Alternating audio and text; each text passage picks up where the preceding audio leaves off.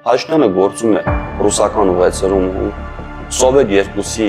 ակտիվ ջատագովն է Հայաստանի Հանրապետությունում, սա ավելի վտանգավոր արտահայտություն է, քան ինչ լինի մենք պարտադիր չենք համարի։ Մեղք ամբողջությամբ վերցնում են Ադրբեջանի վրայից, քիչ մի բան երաշխիքներ են տալիս Ադրբեջանի նախագահի փոխարեն։ Ապրում է տանը, տան վրա կրակում է։ Ինչ են շարունակում ուժասներ չկան։ Առհասարակ տպավորությունն է, որ այնպես են ուզում անել, որ փուլ առ փուլ դատարկեն սահմանում գտնվող գյուղերը, որպեսզի հետագայում դրանք զիջեն թշնամուն։ 94-ի մայիսի 12-ը մենք տարիներ շարունակ անտեսեցինք։ Չնշեցին ոչ մի ղեկավար։ Չկառուցվեց ոչ մի հուշահամալիր, որը ցույց կտար մեր հաղթանակը, այսինքն Հայաստանի Հանրապետության, Արցախի Հանրապետության հաղթանակի հուշահամալիր չկա։ Ողջույն, պատմական շաբաթն է եթերում, մարտական եղբայրություն միաբանության քաղաքական խմբի անդամ Մասիս Շիրյանի հետ քննարկելու ենք շաբաթվա ամենակարևոր իրադարձությունները։ Ողջույն Մասիս ջան։ Բարև ձեզ։ Շաբաթը հիմնականում անցավ քննարկելով մայիսի 9-ի մասին դիտարկումները։ Կգնանք, չենք գնա Մոսկվա, ով կգնա, ով չի գնա։ Ալիևը սկզբում հայտարարեց, որ կգնա, Փաշինյանը երկրորդեց, թե ինքը գնալու է։ Հետո Ալիևը հետ որոշեց, ասեց Հեյդար Ալիևի ծննդյան օրվա կապակցությամբ ինչ որ գործեր ունեմ, տոնակատարություններ ունեմ եւ ընդհանրապես ամեն տարի հո չեմ գնա նշելու։ Փաշինյանը գնաց, տեսանք, որ շքերթին մասնակցեց, տեսանք, որ իրադարձությունները միջոցառումները ինչպես պետք էր կայացան եւ հիշենք, որ անցյալ շաբաթ քննարկեցինք, որ նոյեմբերի 9-ին նախորդող 6-ամսյա ժամկետն էր անում։ Մայիսի 9-ը մեզ համար հատկանշական է, հատկապես այդ առումով։ Ասեմ, հաղորդումը նկարելու պահին դեռ տեղեկություն չունենք որևիցե հայտարարություն ոչ Հայաստանի, ոչ Ադրբեջանի ղեկավարների մակարդակով, որ պատրաստ են փոփոխության ենթարկել կամ որոշակի քննարկումներ անել, հետեւաբար ենթադրվում է, որ նոյեմբերի 9-ի երակոմ համաձայնագիրը մնում է ուժի մեջ, երևի անժամկետ տենց կարգավիճակով։ Այո, եթե հայտարարություն չի արվում, ուրեմն Այս այլ տիպի հայտարարություններ եղան։ Մեր արտաքին գործերի նախարարի մակարդակով հայտարարեցին, որ շուտով սպասեք։ արտգործնախարարն ասել էր խաղաղության պայմանագրի ստորագրման մասին գուցե լավ նորություններ լինեն։ Գուցե, սակայն մենք ասում ենք, որ սա նախ խաղաղության պայմանագիր չի, ու առհասարակ դա պայմանագիր էլ չէր, իրենք ինչպես հայտարարեցին, համաձայնագրի մասին քննարկումներ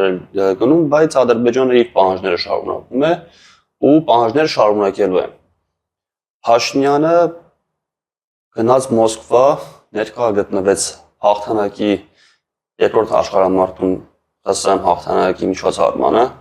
տեսավ թե ինչպես են քայլում տարբեր երկրների զորքեր, այդ նաև Ադրբեջան իրեն հաղթած զորաբաժանումը, բայց այստեղ հատկանշականը հենց դրա նախորդած օրը մայիսի 8-ին տեղի ունեցած միջոցառումներ, երբ որ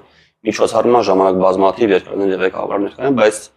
Չինաստանի առաջին քարտուղարը եւ նախկին սովետական միության բլոկի ղեկավարները միասին էին նստել ու Փաշինյանը նստել էր հենց իրեն ամենաշատը կպնող ղեկավարի կողքը Բելարուսիայի նախագահի,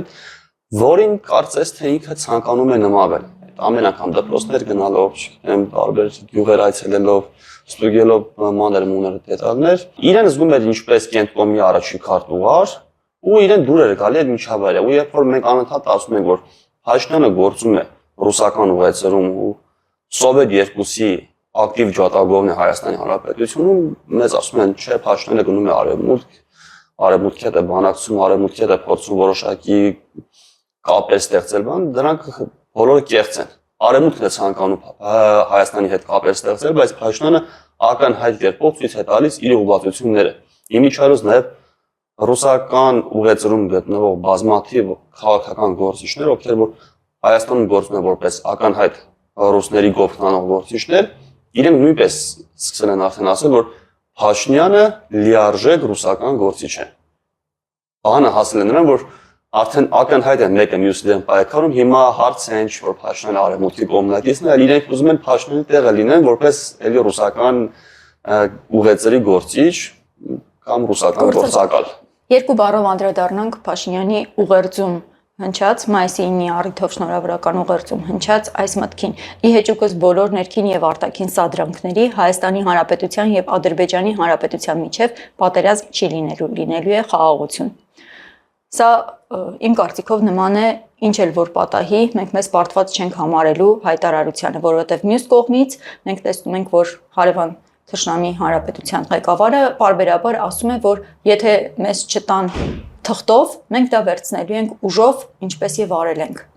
Եվ շարունակում է պահանջներ ներկայացնել։ Սա ավելի վտանգավոր արտահայտություն է, քան ինչը լինի մենք պարտված չենք համարի, որովհետեւ սրանից առաջ նախորդել էր երկրորդ նախագահի հարց ու պատասխանը հայկական համալսարանի ուսանողների հետ, ու այնտեղ երկրորդ նախագահը երբ որ պնդում է, որ Հայաստանի Հանրապետությունը Նիկոլ Փաշինյանն է պատերազմ հրահրել, հիմա Փաշինյանը վերցրել ասում այո Հայաստանի Հանրապետությունը հրահրել, բայց այլևս թույլ չենք տալու որ Հայաստանի Հանրապետությունը հրահրի պատերազմ։ Մեղք ամբողջությամբ վերցնում են Ադրբեջանի վրայից, քիչ մի բան երաշխիքներ են տալիս Ադրբեջանի նախագահի փոխարեն։ Ես սա հոգեկան հիվանդի հայտարարություններ եմ համարում, որովհետև չկա Հայաստանում մեկը առողջ մտածող մարդկանց շրջանակում, որը համարի, որ Հայաստանն է պատերազմ սկսել, հայկական կողմն է պատերազմը հրահրել։ Թե 20 թվականին, թե 23 թվականին ու առհասարակ նույնիսկ 90-ականներին պատերազմ հրահրել է ադրբեջանական կողմը։ Խնդիր են առաջացրել հայկական հայ բնակչության համար։ Եվ այդպես մասին բացահայտ խոսել են իրենք, խոսել են թուրքերը, խոսել են ռուսները, այսինքն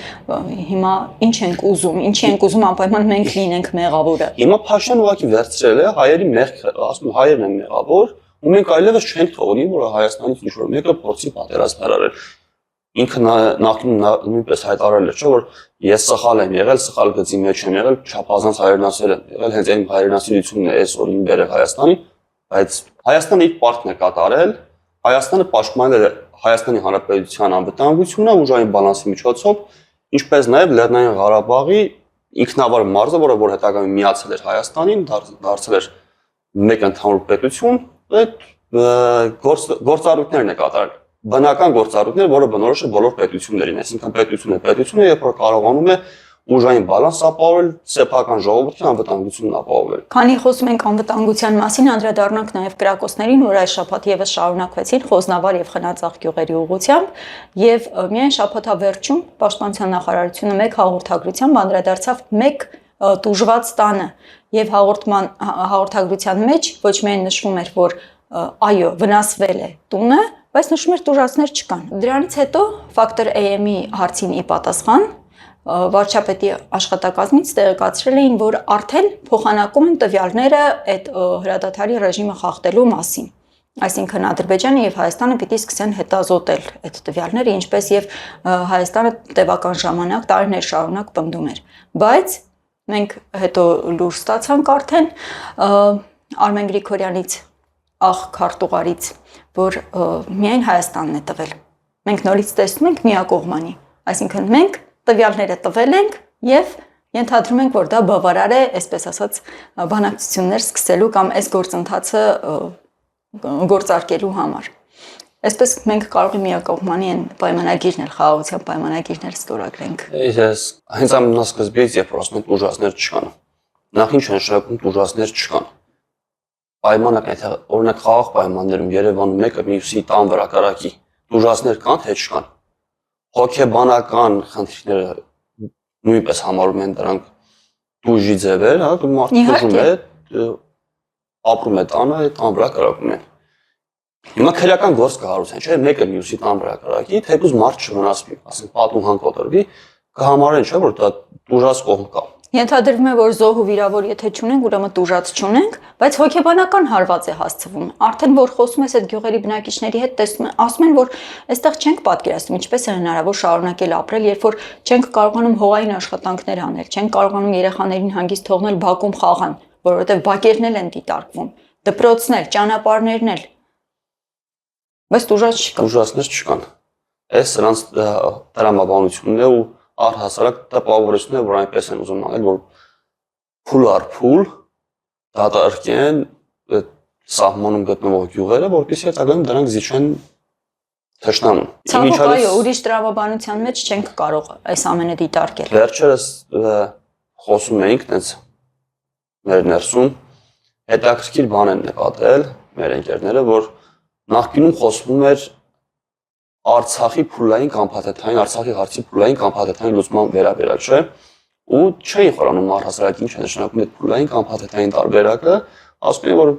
ղեկավարներից ոմանք ասում են եկեք փուլային տարբերակով լուծենք, ոմանք ասում են փաթեթային, մեծ հաշվով մենք տեսանք թե դա ինչի բերեց, որ Արցախը լրիվ հայաթափվեց, Արցախը որպես սուբյեկտ այլևս գոյություն չունի։ Մենք դա չնայած չենք համարում, որ դա վերջնական է, բայց հիմա Հայաստանի հետ կապված է։ Եվ փուլային, եւ փաթեթային տարբերակներով, այսինքն տարբեր ձևերով նախատեսվում էր հետ վերադարձնել, հանձնել, այսպես թողնել Ադրբեջանին, թշնամու զիջել մեր տարածքները։ Ոչ միայն մեր տարածքները, օրինակ Այսինքն հայտնի խոսք կար, նա առաջին նախագահի խոսքը կա, որ ասում է Հայաստանը երբեք չի ճանաչի Ադրբեջանի տերիտորիալ ամբողջականությունը, թվում է թե այդքանով սահմանափակում ու շատ լավ բան ասում։ Քանի դեռ իրենց չեն տվել այս թեմաների երաշխիքներ, այսինքն դրանից հետո իրենք պատրաստ են Արցախը ճանաչել Ադրբեջանի կազմում։ Սա իրենց փուլային տարբերակներ։ Հաջորդը փաթեթայիններ, որ նույն լուծումներն են առաջարկում, բայց ոչ թե այդպես փուլ այլ ամբողջապես լուծեին, իմանային, որ հայերը անվտանգ են ապրելու Ադրբեջանի կազմում, հանձնեին Ադրբեջան։ Մեծ հաշվով էս է եղել։ Այսինքն մեր բոլոր ղեկավարները առաջին նախագահից մինչև այսօրվա վարչապետը նույն բանն են մեզ առաջարկել, որ ինչպիսի լուծման են գնալու իրենք։ Հիմա Արցախի հարցերը լուծել են, անցել են Հայաստանի հարցերը լուծելուն։ Մի մասը հայտարարում է, որ Հայաստանը պետք է մտնի միութենական պետություն, կողմ է դրան, այսինքն անկախությունը զիջում ենք, ու փաթեթային տարբերակն է, ու այսօրվա իշխանությունները, երբ որ ասում են, այս սկզբից կհրաժարվենք անկախության հռչակագրից, հետո փուլային տարբերակով դες կգնանք Հայաստանի Հանրապետության լուծարման կամ անկախության ամբողջապես զիջման։ Մեզ այս երկու տարբերակն են առաջարկում, որը որ աբսուրդ է, չի կարող նորմալ տրամաբանության մեջ երկիր ունենա նման էլիտաներ, նման իշխանավորներ։ Դրա համար մենք առաջարկում ենք, որ կա այլ տարբերակներ, կան հակադրվել ուժի տեսանկյունից խոսելու տարբերակներ, ու սրանք մեզ տալու են մինիմալ կորուստներ, այսինքն այն պարագայում, երբ որ մենք մեր անկախությունը զիջենք օրինակ միութենականին, մենք տեսնում ենք Ռուսաստանը պատերազմի մեջ է Ուկրաինայի հետ։ Եվ ինչ ծավալապաշտական գիծ է տանում։ Ովքեր են գնալու կռվեն։ Բնականաբար գալու են այստեղից տանը։ 1.5 միլիոնանոց Հայաստանը երկրորդ աշխարհամարտում 1941-ից 45 թվականներին 300,000 զոհ է տվել։ Արդյոք մենք պատրաստ ենք շարունակել նույն կերպ գործել, մտնել միութենական պետություն ու հանուն Ռուսաստանի ու հանուն Ռուսաստանի ծավալման տանք նման քանակի զոհեր։ Ու երբ որ մեզ հարց են բարձրացնում, ասում են, եթե մենք չկռվեինք, Թուրքիան կհարձակվեր մեր վրա, մեր վիճակը վատ կլիներ, ես հակադարձում եմ, ասում 300,000-ով կարող ենք Թուրքիային դիմագրավել։ Այսօր էլ կարող ենք 300,000 զորք ունենալու պարագայում դիմագրավել նույնիսկ թուրքական բանակի, ոչ միայն ադրբեջանական, այլ նաև թուրքական բանակին են արել 300,000 զորքով, իսկ մենք 300,000 զոհեր ենք, 600,000 մասնակից ենք տվել 300,000 զոհ։ Այո։ Սրանք սարսափելի մեծ թվեր են։ Ընկերներիցս մարդ կար գրել էր փոքր գյուղ է, 1300 բնակչություն ունեցող գյուղը 270 հոգի մասնակից է տվել, որից 107-ը զոհվել են կամ անհետ կորել։ Սրանք մեծ թվեր են, սարսափելի մեծ թվեր են։ Գյուղի 21% մասնակցել է։ Մեր բոլոր գյուղերում կան այդ հուշարձանները, անունները գրված եւ մենք բոլորս ունենք հարազատներ, բարեկամներ, որոնք մասնակից են եղել, որոնք սարսափելի դրվագներ են պատմել։ Ու այսօր փառք ու պատիվ են տալիս, ասում են փառք ու պատիվ մեր հերոսներին։ Դրանք հերոսներ չեն, դրանք կարելի ասել անմեղ զոհեր են։ Ցեղասպանության զորին հավասար զոհեր են։ Այդ մեր պապերը զոհվել են հանուն ոչ մի բանի։ Ես համաձայն չեմ, որովհետև իրենք գնացել են գաղափարով։ Իրենք գնացել են ունենալու վստահություն, որ իրենք մեծ հսկայական գործ են անում համաշխարհային աղետի դեմ, որովհետև այդպես էր ներկայացվել իրենց։ Իսկ թե ինչքան կարևորություն ունի ինչպես ներկայացվելը, մենք տեսնում ենք նաև մեր օրինակի վրա, երբ որ 30 տարվա ընթացքում մենք շատ բաներ, որ կարող են ողջամտության համար անպատկերացնելի թվալ, մենք այսօր գրեթե սովորականի պես ընդունում ենք։ Այն ժամանակին իրենց հայրերին են ճնշել, հետաքրքիր բաներ ասեմ։ Հայաստանում շատ քիչ տեղերում է պահպանվել այդ հիշողությունը, օրինակ 1918-ից 20 թվականներին Հայաստանի առաջին հանրապետության ժամանակ տեղի ունեցած այդ կռիվների մասնակիցների արխիվները, այսինքն ում պապերն են կռվել, ովքեր են կռվել, դրա մասին ինֆորմացիա կարելի ասել չկա, բայց մի սերունդ ավել է, չէ՞, ուղղակի երկրորդ աշխարհամարտից, երկրորդ աշխարհամարտի պատմությունը ֆիքսված է, իսկ մեր առաջին հանրապետության համար կռված այլ նույն մեր պապերն են կռվել, որ ստեղծել են այս պետությունը։ Սարդարապատում Բաշապարանում պատմագիտության մոտեցումները Ղարաքի լիսա կոչված այժմյան Վանաձորյան տարածքում այդ կռիվները գնացել են ու ոչ միայն այդ, այսինքն այդ ճանապարհների ընթացքում բոլոր գյուղերի մոտ կռիվներ են տեղի ունեցել։ Դրանց մասին ինֆորմացիա կարելի ասել չկա։ Մեր պատմությունը շատ Հիմա երկրորդ աշխարհամարտի հետ կապված այդ ամեն ինչը նշում են, ես ինչի մասում անում եմ զորեն, որտեղ այդ մարդիկ չեն հասկացել ինչի համար են գնում։ Համոզել են, չգիտեմ, այդ ժամանակվա Ստալինյան այդ process-ները ռոպագանդան է գնացել, ռադիոյով հաղորդել են հանուն Ստալինի, հանուն ԽՍՀՄ-ի, տարել են ուղղակի մսաղացի մեջ են լցրել։ Շատ հզոր ռոպագանդա էր։ Ես կարող եմ հիշել միայն մի դրվագ, ճիշտ ասած չէի նախատեսում ընդհանուր հարցազրույցի այս հաղորդման մեջ ընդգրկել, բայց անպայման ուզում եմ պատմել դա։ Երբ եղել է մեծ զորահավաքի առաջին քայլի անհրաժեշտություն, Ստալինը ելույթ ունենալով այդ համասփյուռ ռադիոյով սկսել է իր խոսքը այսպես. «Սիրելի քույրեր եւ եղբայրներ»։ Մենք գիտենք, որ այդ ժամանակ ընկերներ էին ասում, ամենաշատը բանվոր դասակարգ կամ այսպես ինչ որ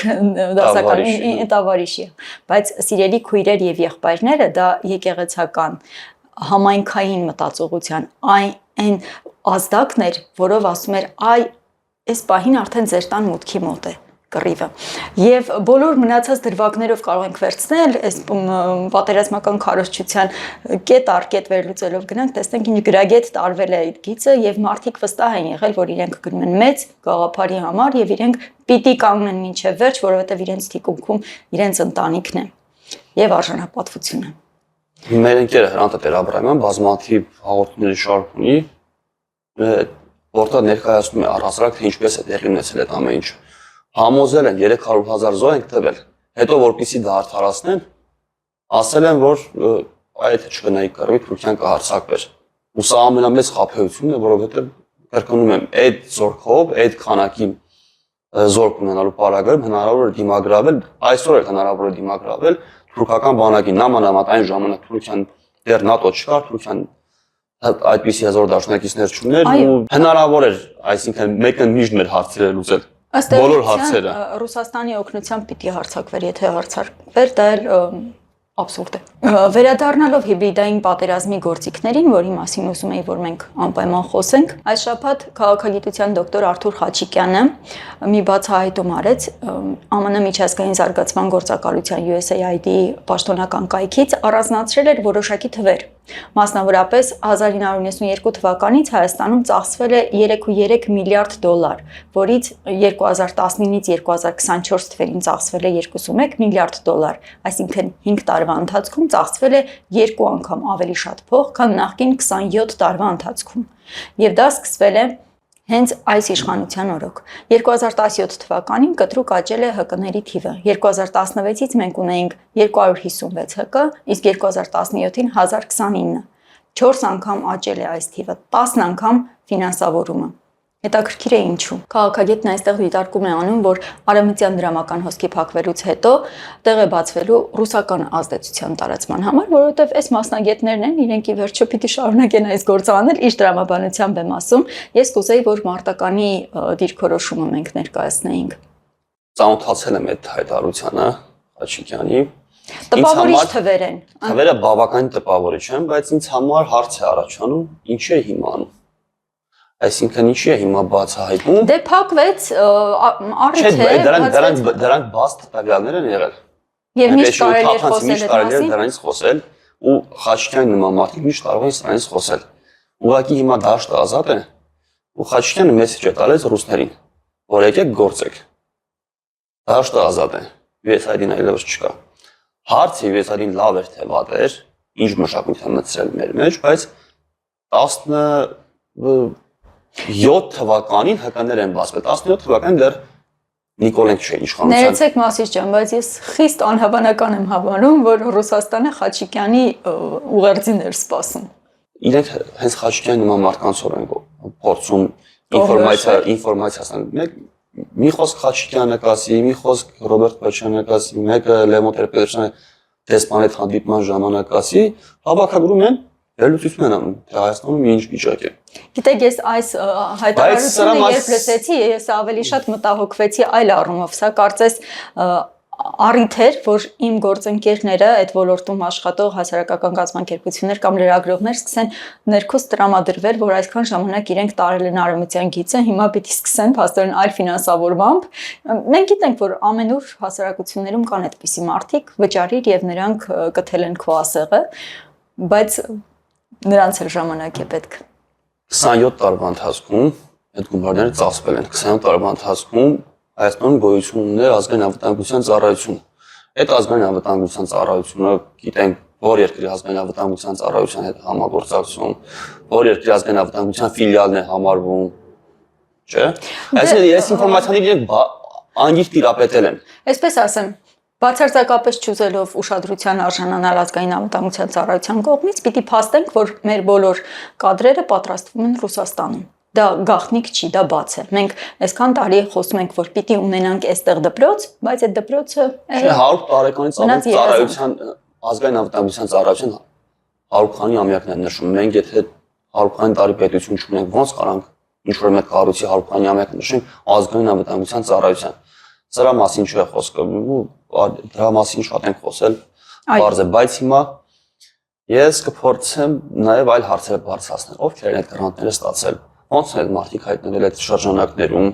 ում է բաժին հասել։ 63 մեդիա հարթակ, 338 հայ լրագրող։ Հիմա ոնց են այդ մարդիկ հասնում։ 256։ Ես վստահ եմ, որ ամերիկյան գումարները նույնպես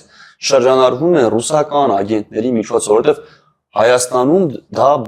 շատ խոր արմատներ ունի։ Ասենք իմ նման մարդիկ, ովքեր որ չենք իմացել, մենք չենք իմացել այդ նման ֆինանսական շարժերի մասին, չենք իմացել, որ այդպիսի ծրագրեր կան, այդ ովքեր են իմանում, ոնց են իմանում։ Գրանտները ընդհանուր առմամբ բաց հայտարարվում են, կարող է գրանտները երբ են բաց հայտարարվել։ Ես ձեզ կհիշեցնեմ 10-ական թվականներից հետո, չէ, 10-ական թվականներից հետո, օրինակ ես 16-17 թվականին եմ առաջին անգամ լսել, չնայած միշտ հետաքրքրվել եմ, բայց Հայաստանում տասնյակ տարիներ եղել են շրջանակներ, որոնց ֆինանսավորման աղբյուրները անհայտ էր ու գիտենք ինչ որ մարդիկ ինչ որ գործ են անում երևում էր, բայց դա շատ փակ շրջանակներում է շրջանառվել։ Սա այլ հարց է։ Մենք տեսնում ենք օրինակ այսօր լրատվականներ կան, որոնք արևմտյան գումարներով ռուսական քարոզ են տանում։ Հայտնի լրատվականներ կան։ Հիմա շատ չանդրադառնանք դրանց, բայց մեր հանրությունն էլ է նայում, հասկանում է ով ինչ է քարոզում, ինչ գիծ է տանում։ Փառք Աստծո, որ այս ամեն ինչից հետո օրինակ մեր հանրության մոտ բավականին աչքերները բացվել է։ Ես օրինակ վերջերս Սպիտակում է սպիտակի գյուղերից մի քանիսում եմ եղել, որտեղ որ մարդկանց հետ զրուցելուց հասարակ մարդիկ են, պատերազմի մասնակցած մարդիկ կան, զոհվածների ընտանիքներից կան։ Երբ որ խոսում են, ասում են, դե ռուսները իրենց լավ չպայեցին մեր հանդեպ։ Արդեն այդ ռուսական գիծը չկա։ Ու հասկանում եմ, որ հույսներս պետք է մեր վրա դնենք։ Ոչ թե փնտրել դրսում, ասեն գնալ հիմա էլ ասեն դե եկեք թող ֆրանսիացիները գան մեզ փրկեն։ Մենք ոչինչ չանենք, մենք նստենք մեր համար սրճարաններում, սուրճ խմենք, հանգիստը վայելենք, այլ ուրիշները կգան մեզ կփրկեն, չի լինելու։ Վերջի վերջո մի անգամ մենք պետք է նստենք, որոշենք, պայքարենք ու ձեռք բերենք այն անկախությունը, որին որ արժանի ենք, որը որ մեզ կբերի այն իրավիճակի, որից հետո մենք ունենանք մինիմալ կորուստներ առհասարակ այդ միջազգային անցուդարձի ժամանակ, կռիվների ժամանակ, չգիտեմ, կոնֆլիկտների ժամանակ, տնտեսական բախումների ժամանակ մենք մինիմալ կորուստներով դուրս կգանք sense իրավիճակում, երբ որ լինենք անկախ։ Չենք հոգնելու եւ չենք դադարելու հիշեցնել, որ մարտական եղբայրությունը ունի ծրագիր, ունի այդ ամենը մեր ուժերով իրականացնելու այն հստակ ուղենիշը եւ այդ ճանապարհը կարող ենք անցնել միասին, եթե դուք նախընտրեք այստեղ մեզ հետ միանալ եւ ձեր մասնագիտական որակները, ձեր այլ ռեսուրսներ իսպաստ դնել այս հայրենանպաստ գործին։ 1992-ի մայիսի 8-ին մեր ծնողների սերունդը ազատագրել է Շուշին։ Դա չի քննարկվում, դա եղած փաստ է։ Դա եղել ու դա հնարավոր է կրկնել։ Բայց ես կցանկամ նաև զուգահեռներ տանք 92-ին մայիսի 8-ին Շուշին գրավեցին ու դա համարեցին հաղթանակի օր։ Ու անտեսեցին իրական հաղթանակի օրը։ 94-ին մայիսի 12-ը մենք տարիներ շարունակ անտեսեցինք։ Չնշեցին ոչ մի ղեկավար։ չկառուցվեց ոչ մի հուշահամալիր, որը ցույց կտար մեր հաղթանակը, այսինքն Հայաստանի Հանրապետության, Արցախի Հանրապետության հաղթանակի հուշահամալիր չկա։ Ես ամսի 12-ին ցանկանում եմ գնամ նշեմ հաղթանակի օր, որտեղ գնամ։ Այսօր բոլոր գյուղերում, բոլոր համայնքներում Երևանից սկսած մինչև ամենածայրամասային գյուղը նշում են ու կան գյուղերում այդ կառուցված հուշահամալիրներ, հաղթանակին նվիրված հուշահամալիրներ։ Ում հաղթանակի։ Իդեպ մեր հաղթանակի համար չկա։ Մեր հաղթանակի համար նմուշի համար մի հուշահամալիր չկա։ Կան զոհվածների հուշաքարեր դրած, բայց հաղթանակը նշмарող, մայիսի 12-ը նշмарող որևիցե հուշահամալիր չկա։ Սա վերաբերմունքն է եղել մեր հաղթանակի նկատմամբ մեր բոլոր ղեկավարների։ Այսինքն, երբ որ իրենք խոսում են հաղթանակից, որ իրենց ժամանակին են հաղթել են, դա ես կեղծ եմ համարում։ Դա կարծես իրենց անցանկալի երեխա լիներ, ապօրինի ծնված, որից ցանկացել են ձերբազատվել ցանկացած գնով։ Գիտեն ինչպես վարվել, ցանկացած գնով թափում պահելով։ Վերադարձնելու ենք Շուշին, եւ որքան շատ լինենք, այնքան ավելի շուտ։ Բայց նախ տեսնենք, թե այս շաբաթ մեզ ուրիշ ինչ աղմուկով զբաղեցրին։ Թաղապետի խուլիգանական պահվածքին անցյալ շաբաթ անդրադարձանք, ակտիվիստին ծեծել էին հենց նիստից առաջ եւ տեսանք, որ կարելի է ասել բացարձակապես անպատիժ մնացին։ Իշխանական պաշտոնյաները շաբաթվա սկզբից հայտարարում էին, որ բնականաբար պիտի շարունակի պաշտոնավարել Թաղապետը, իսկ շաբաթվա վերջում արդեն կարծես քիչ-քիչ հանրային ճնշման տակ ամենայն հավանականությամբ սկսեցին հայտարարել, որ չի ամեն դեպքում պետք է այս ամենը անպատիժ չմնա, ճիշտ կլինի, որ հրաժարական տա, եւ դա ի դեպ շատ ավելի հարմար կլինի իրենց քաղաքական ուժի, այսինքն Հանրապետություն կուսակցության համար առաջիկա ընտրությունների առումով։ Սա ինչ ուղերձ է, մանավանդ եթե հաշվի առնենք, որ Գյումրիում էլ տեղի ունեցավ մի հետաքրքիր միջադեպ, հետաքրքիր ողբերգական առումով, ակտիվիստներից մեկը ոստիկանության լուսամուտի տակ արձանագրել էր, թե ինչպես են խոշտանգում ներսում մի այլ ակտիվիստ իրավապաշտպան կնոջ։ Տևական ժամանակ բարձր բղավոցներից հետո կնոջը հոսպիտալացրել էին։ Ամենայն դեպս այս պահի դրությամբ մենք չունենք տվյալներ, թե ինչու, ինչպես, ինչ վիճակում է նա։ Մեզ ուղերձ են տալիս, որ մենք բացարձակապես